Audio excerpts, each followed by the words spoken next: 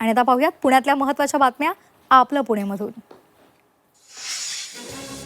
पुण्यामध्ये गणेशोत्सवातील डीजेच्या वापरावर वातावरण तापलेलं आहे। ध्वनी प्रदूषणाविरोधात पर्यावरण प्रेमी आणि ज्येष्ठ नागरिक विविध संघटना यांनी रविवारी रस्त्यावर उतरण्याचा निर्णय घेतलाय।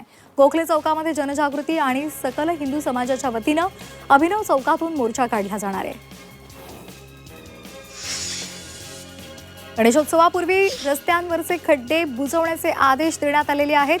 अतिरिक्त आयुक्तांनी पुणे शहरातील रस्त्यांची पाहणी करून 16 दिवसात खड्डे बुजवण्याचा आवाहन करण्यात आलेलं आहे आणि त्याचबरोबर हे सर्व प्रश्न निकाली काढा असे निर्देश सुद्धा दिलेत। रक्षाबंधनानिमित्तानं 3 दिवस पीएमपीएलची बस सेवा पूर्ण क्षमतेनं चालवली जाणार आहे। दररोज सुमारे 2000 बसेस धावणार आहेत। कर्मचाऱ्यांच्या सुट्ट्याही रद्द करण्यात आलेल्या आहेत।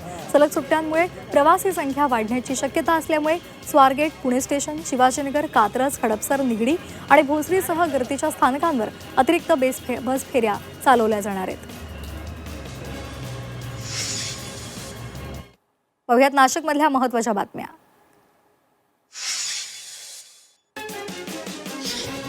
सापुतारा इथे गणपती वर्गणीच्या वादातून सुरगाणा इथल्या युवकाची चाकून भोसकून हत्या झाली आहे। या प्रकरणात आरोपी विरोधात गुन्हा दाखल झालाय। पोलिसांकडून पुढील तपास सुरू आहे। मालेगाव तालुक्यातील ताफाडी इथे शाळेमध्ये चिमुरड्यांनी रक्षाबंधन उत्साहात साजरे केलं।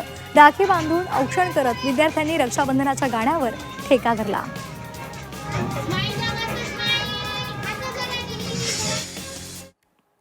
आता पाहूयात छत्रपती संभाजीनगरमधल्या महत्त्वाच्या बातम्या।